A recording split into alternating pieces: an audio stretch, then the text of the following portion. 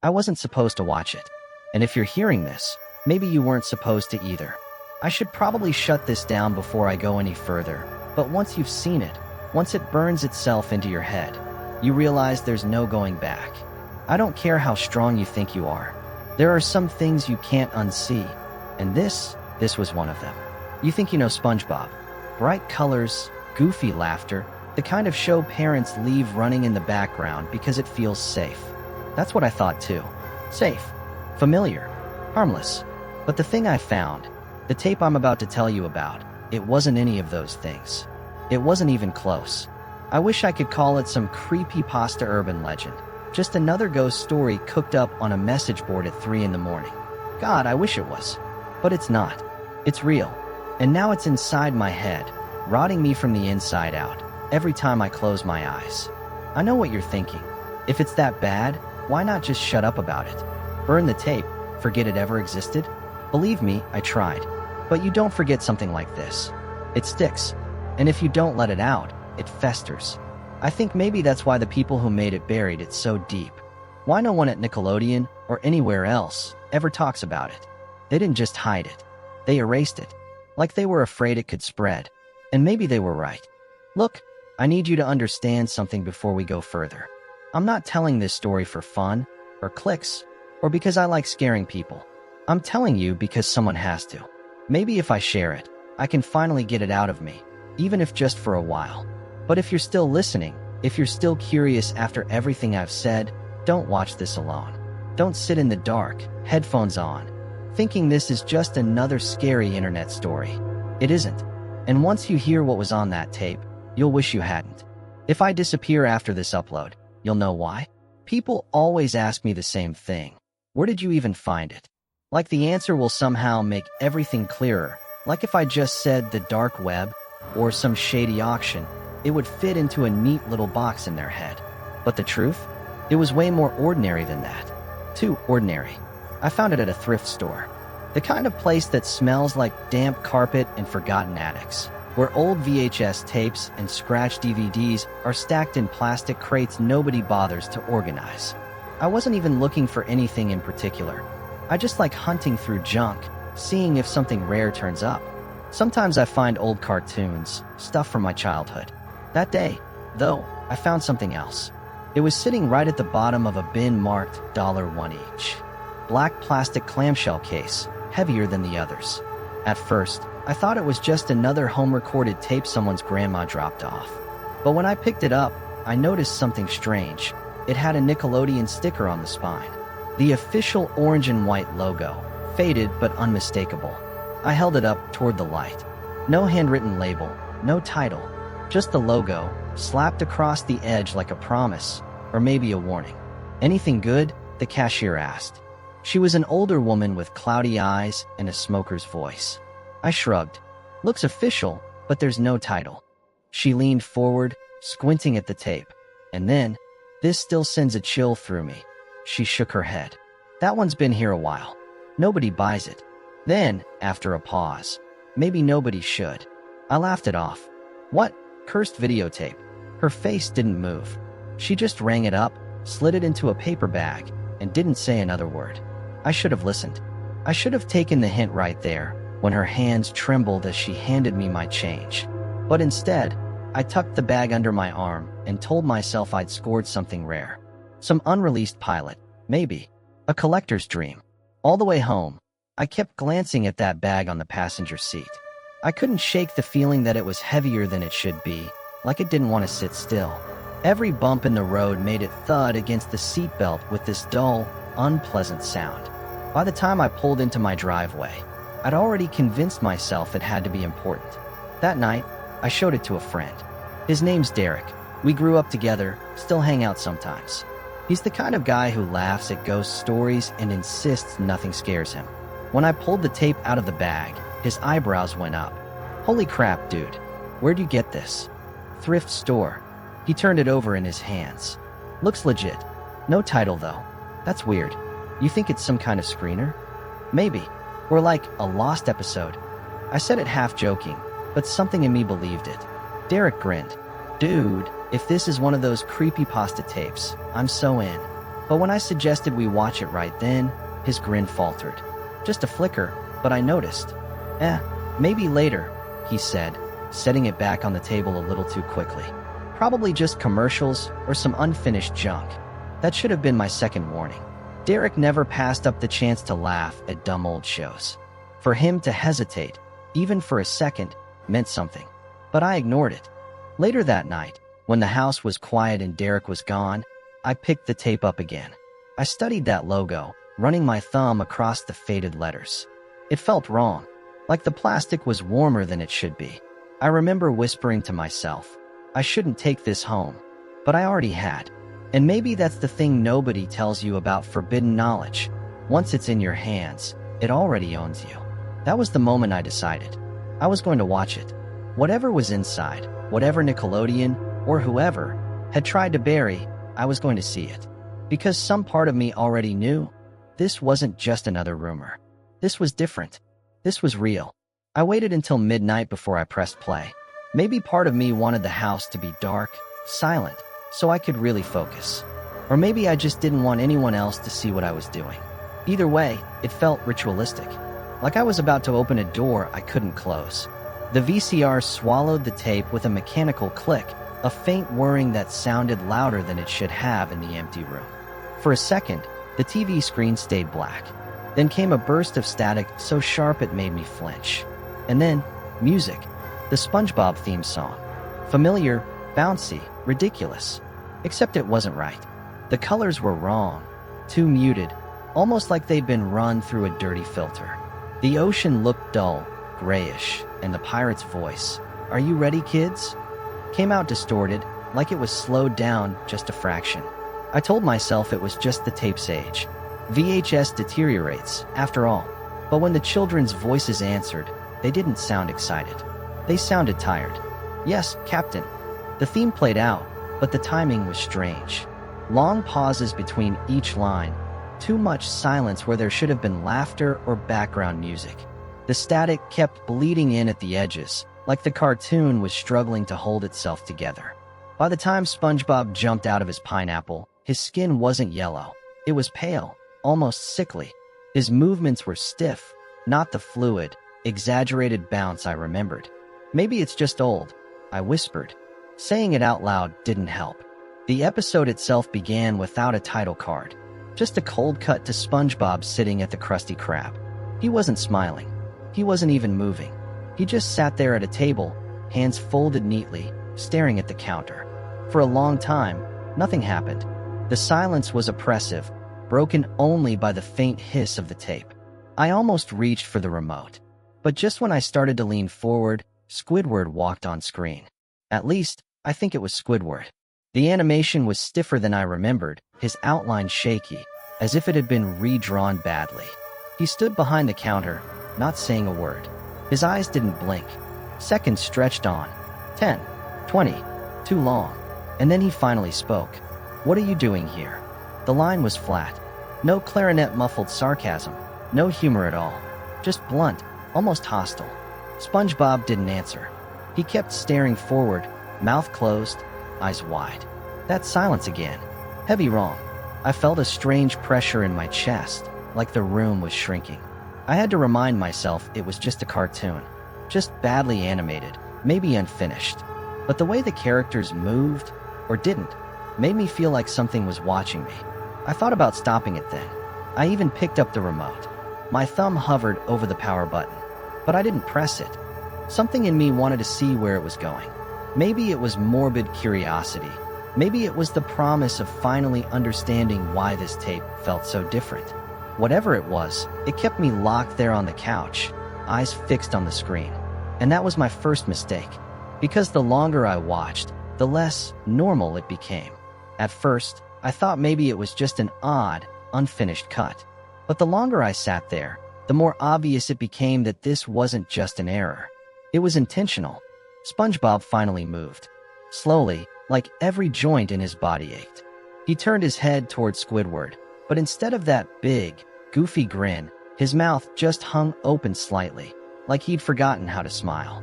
His eyes were ringed with heavy shadows, his pupils so small they almost disappeared.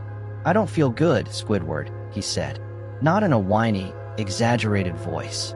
Not in that silly, high-pitched tone we all grew up with. His voice was quiet, flat, almost fragile. Like he meant it. Like he'd been awake for days and was too tired to fake cheer anymore. Squidward didn't respond right away. He just stood there behind the counter, breathing. The microphone must have been cranked up too high because I could hear it. Low, uneven inhales and exhales. Finally, he muttered, "None of us do." That line, it didn't belong. Not in SpongeBob. Not anywhere. The background should have been lively, full of frying pans and upbeat music, but instead there was this faint sound. At first, I thought it was static. Then I realized it was whispering. Words too fast, too soft to catch, like a crowd mumbling somewhere just out of sight.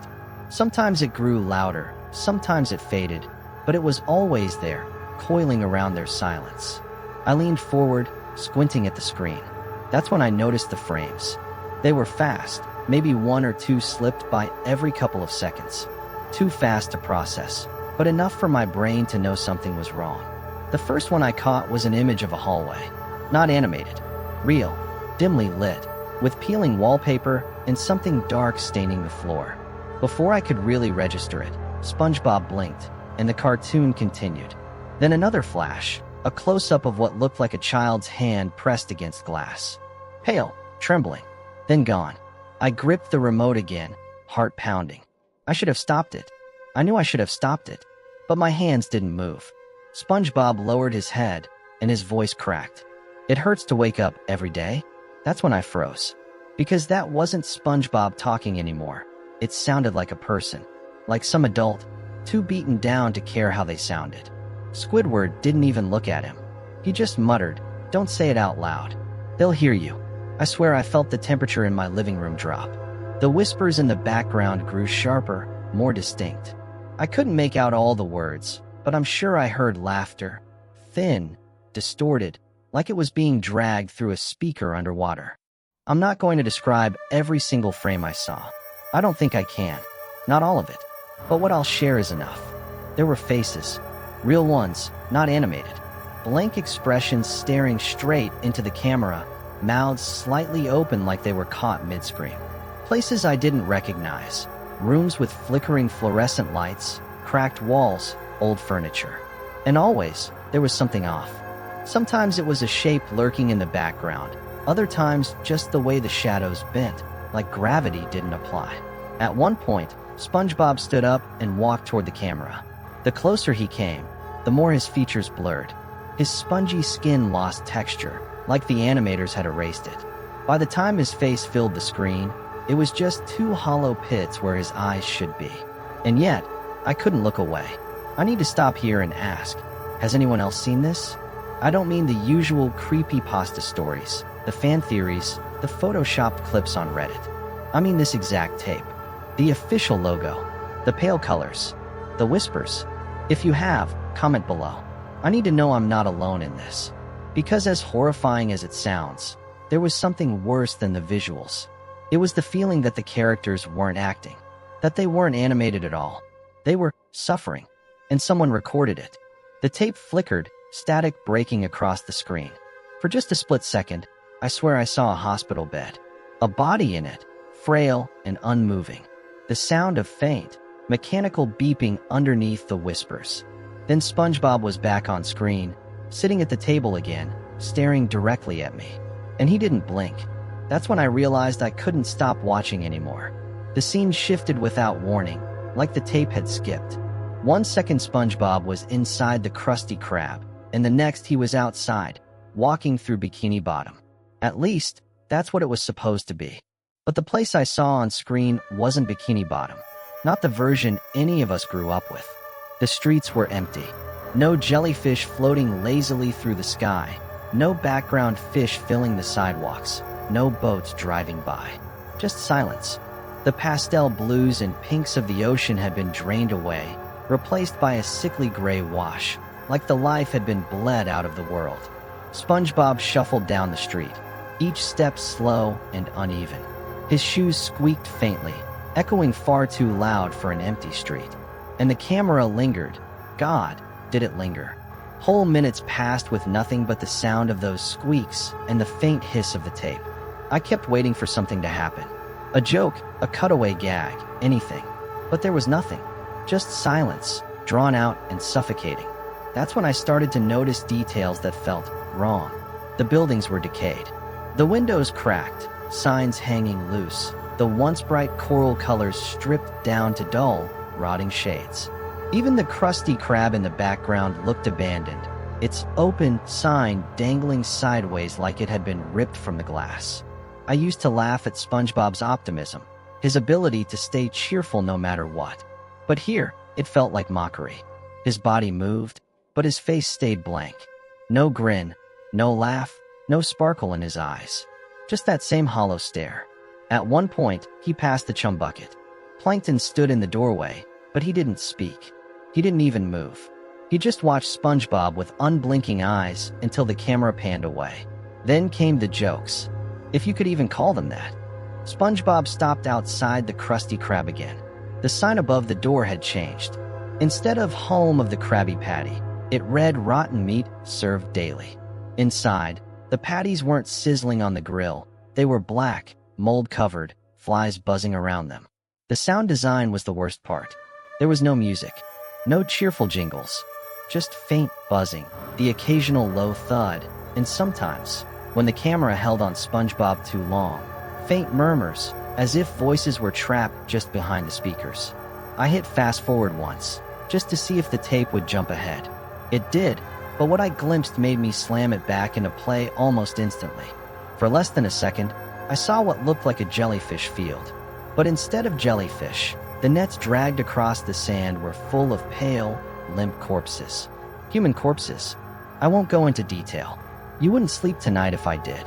When the tape returned to normal speed, SpongeBob was still wandering, his pace slower now. He muttered under his breath, words I could barely catch. They're still watching. I leaned closer. What? And then he said it again, clearer this time. They're watching us. I felt a jolt go down my spine. For a moment, I wasn't sure if he meant the characters in the cartoon or me. Squidward appeared again, standing outside his house. His face looked drawn, sagging like clay left out too long. He spoke without moving his mouth. You think they're entertained? You think this is funny? I froze. SpongeBob turned toward him slowly. His voice was low, almost resentful. They want us happy. They want us loud. They want us forever. Squidward's eyes darted directly into the camera, directly at me. They don't know what it costs. I swear to you, in that moment, I felt exposed. Like I wasn't watching a cartoon, they were watching me.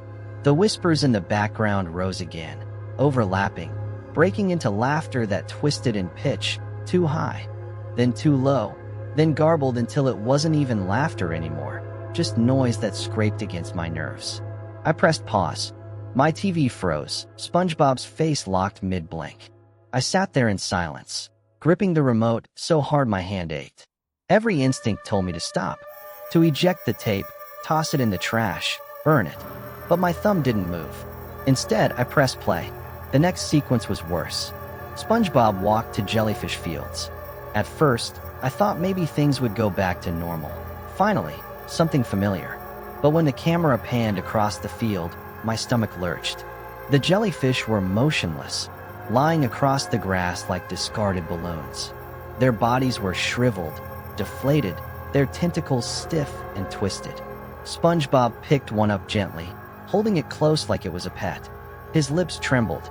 They don't sing anymore. He set it back down and looked up at the sky. The color had drained entirely now. No blue, no light, just a heavy, oppressive gray. He whispered something I couldn't quite hear. I rewound, played it again. This time I caught it. I don't know how much longer we can keep pretending. That was when I realized this wasn't random nonsense. This was deliberate. I tried fast-forwarding again, but what I glimpsed this time. No, I can't. All I'll say is it wasn't animated. And it didn't belong in any show. By the time I forced myself back to normal speed, I was shaking. SpongeBob was staring at the camera again. His lips curled into something that might have been a smile, but it was wrong. Too wide, too sharp. And in the silence, I thought I heard my own name. Whispered. Faint, but there. I should have stopped. I should have thrown the tape out right then. But I didn't, because some sick part of me needed to know how far it would go. And deep down, I think SpongeBob knew that too. The tape began to unravel after that. Whatever faint illusion of cartoon logic had been left, whatever scraps of SpongeBob's world still clung to the frame, they dissolved into something else entirely. It started with static, harsh, violent, like the tape itself was trying to tear open. For a few seconds, the screen flickered between SpongeBob wandering through gray streets and something else. Something real. The first flash was water. Not animated, but filmed, grainy, handheld, maybe decades old. A body floated face down, pale limbs swaying with the current. Before I could process it, the tape cut back to SpongeBob's blank face, staring forward. Then another flash. This time, children. Real children. Crying in what looked like a school gym, cots lined up, emergency blankets wrapped around their shoulders. The image disappeared in less than a second, but the sound bled through. Tiny voices sobbing, overlapping. I froze. My remote was in my hand.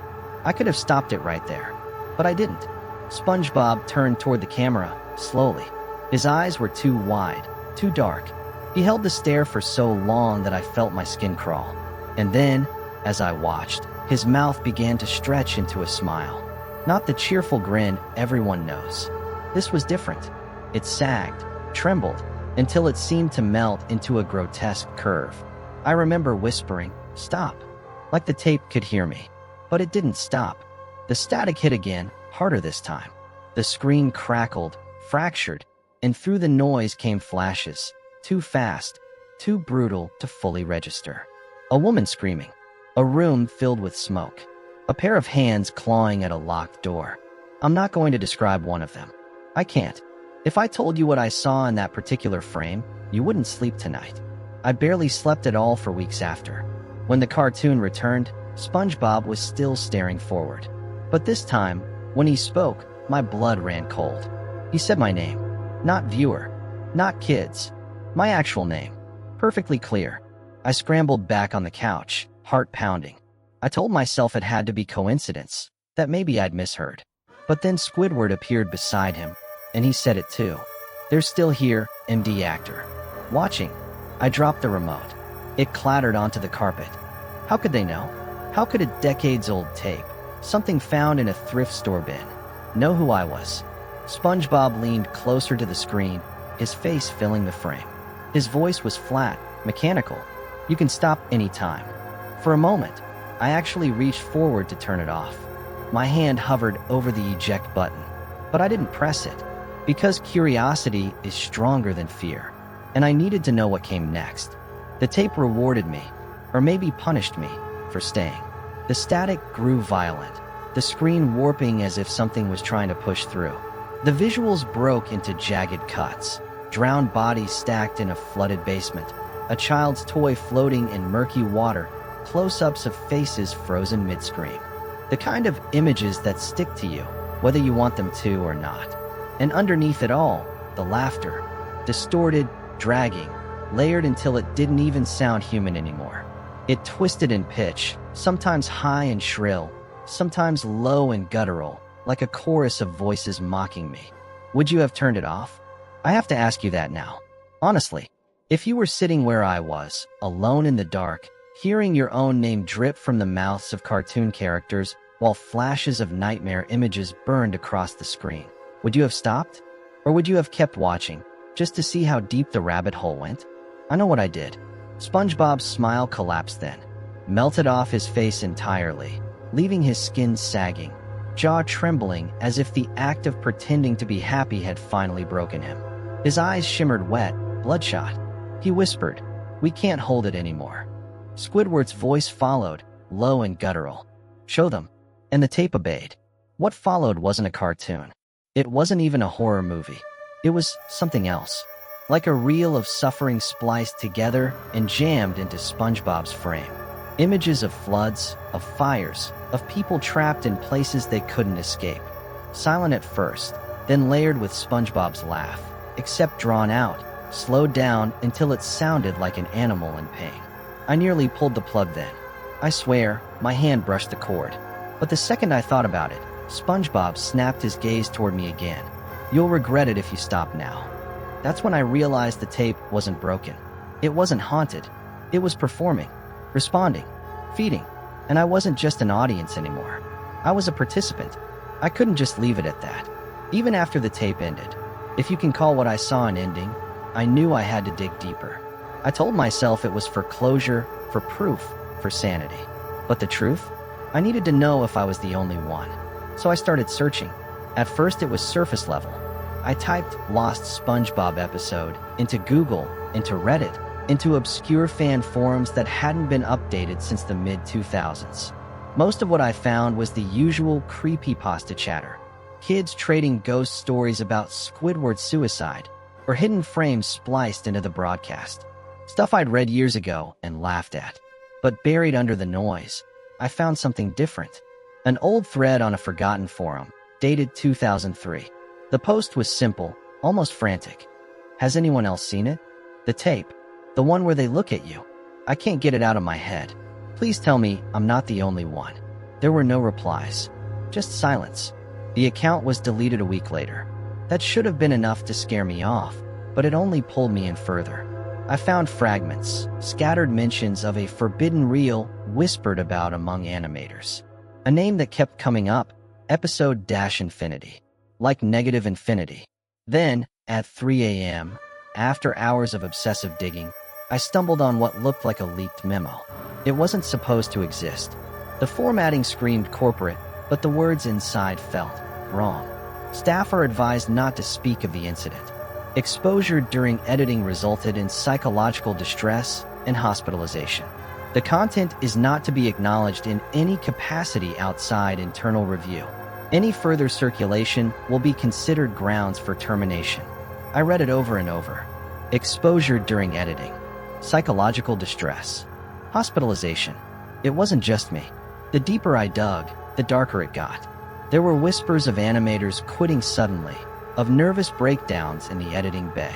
One story mentioned a man who supposedly smashed every monitor in his studio, screaming that SpongeBob wouldn't stop looking at him. And always, at the edges, there was the same phrase repeated: "The tape isn't just a show." I didn't understand it at first, but then I started noticing things in myself. My sleep was the first to go. I'd close my eyes and dream in static, grainy VHS fuzz bleeding into flashes of SpongeBob's face, his smile twitching in and out like a bad signal. Sometimes, in those dreams, he'd speak. Sometimes he'd laugh. Sometimes he just stared. I'd wake up drenched in sweat, heart pounding like I'd been running. But the worst part wasn't the dreams. It was the feeling that followed me into daylight. That sense of being watched. I'd catch myself glancing at screens, even when they were off, just to make sure nothing was staring back. I muted my TV, unplugged it, but I still swore I could hear faint laughter in the empty room. The fandom nostalgia I grew up with, the bright, absurd world of SpongeBob, of jellyfishing and Krabby Patties, was gone. In its place was something else. Something that felt alive. And then I found the post that nearly made me quit researching altogether. It wasn't on a forum this time, but on an old blogspot site with only one entry. The background was black, the text pale gray. The post had no title, but it started with a sentence that froze me. If you're reading this, it means you've seen it too. Don't think you're special. It finds who it wants. The author described the same images I'd seen. The static, the drowned bodies, the characters calling them by name.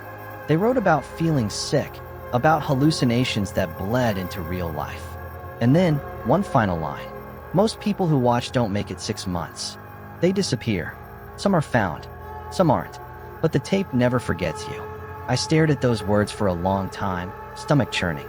Suddenly, the curiosity that had pushed me this far twisted into something else.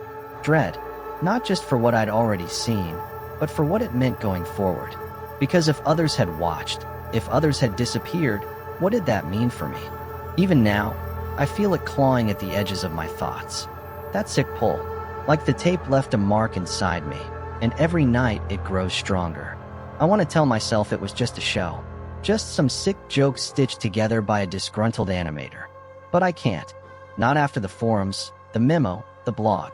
Not after the dreams. And maybe that's the real conspiracy. Not that Nickelodeon made something horrible, but that they found something. Something older. Something hungry. They dressed it up as SpongeBob. They slipped it into our childhoods. And they buried it when it got too close to the truth. But not deep enough. Because now it's here. With me. With you. And the more I think about it, the more certain I become. The tape wasn't just feeding me images. It was feeding on me. I told myself it was the last time. One final viewing, one last attempt to understand, to see it all and be done. The rational part of me screamed to stop, to destroy the tape, to throw it into the fire. But there was this sick, irresistible pull. Some part of me needed to see the cycle through. I pressed play again. The TV screen flickered, harsh static licking the edges. And there he was, SpongeBob, closer than ever. His eyes seemed to lock onto mine, not the cameras, not the rooms, but mine. And then he spoke, low and deliberate, almost knowing. "Why are you still watching?" I froze. My heart thudded painfully. The words weren't playful. They weren't a joke. They were a challenge, a condemnation, and they were meant for me. I couldn't answer. I couldn't even breathe properly. The tape unfolded like before, but this time the visuals were more deliberate, more personalized. The familiar streets, the rotting patties, the silent jellyfish, they all seemed designed to crawl into my mind. Every frame felt like it had been waiting for me specifically, tuned to my memories of the show, my childhood nostalgia, the innocence I'd once loved. And yet, there was no relief, no catharsis, only dread. SpongeBob wandered closer to the camera again, voice trembling like static-laced glass. "They're still here. They're always here." The room went colder. The TV hissed. I wanted to turn it off. I wanted to rip the tape out, but my fingers refused to move. Then, abruptly, the screen went black. Static filled the edges, then the center. I held my breath, hoping for some kind of end. Maybe an ending, some finality. But when the VCR clicked and ejected the tape, the static lingered in my mind. A sound, faint at first, whispers, laughter, and the soft, unmistakable squeak of SpongeBob's shoes on the crusty crab floor. I pulled the tape out and set it on the table. The TV went black.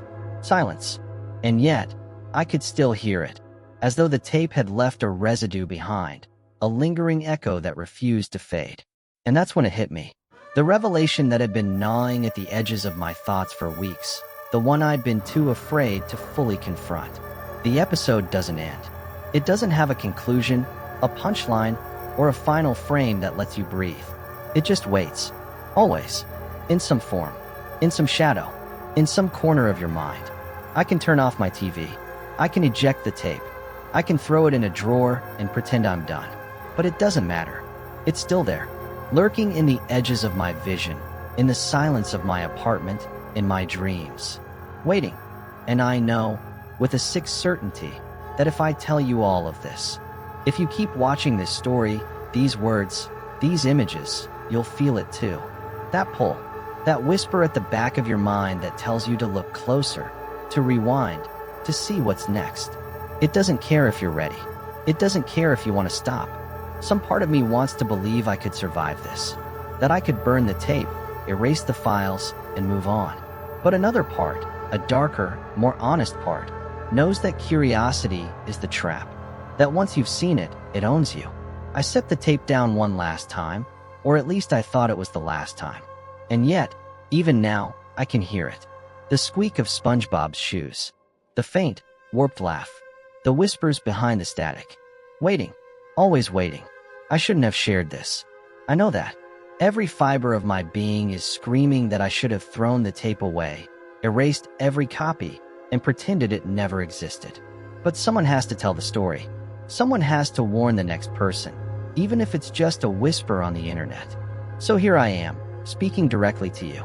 If you find the tape, don't watch it. Don't even touch it. Don't think you're stronger than I am, because once it knows you're curious, it won't let you go. Even now, writing this, I feel it. Watching me. I catch myself glancing at the shadows in the corners of the room, at the reflection of the screen in my darkened window. And sometimes I think I hear it. A faint squeak, like shoes on a crusty crab floor. A laugh, warped and distant, curling around the edges of the silence. I can't tell you where the tape is now, and even if I could, I wouldn't. It doesn't belong to anyone. It waits. It knows. I've tried to ignore it, tried to act normal, but everything I do, every small sound I make in my apartment, feels magnified. Every creak of the floor, every whisper of wind outside, makes me flinch. I can't tell if it's my imagination or if it's listening, and I don't think I want to know the difference.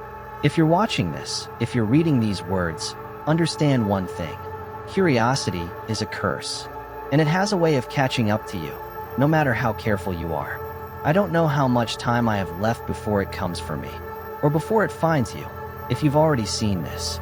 If I don't upload again, you'll know why. And now, I hear it again. That faint, distorted laugh. A whisper of static brushing along the edge of my consciousness. Louder than before. Closer. Something just knocked on the door.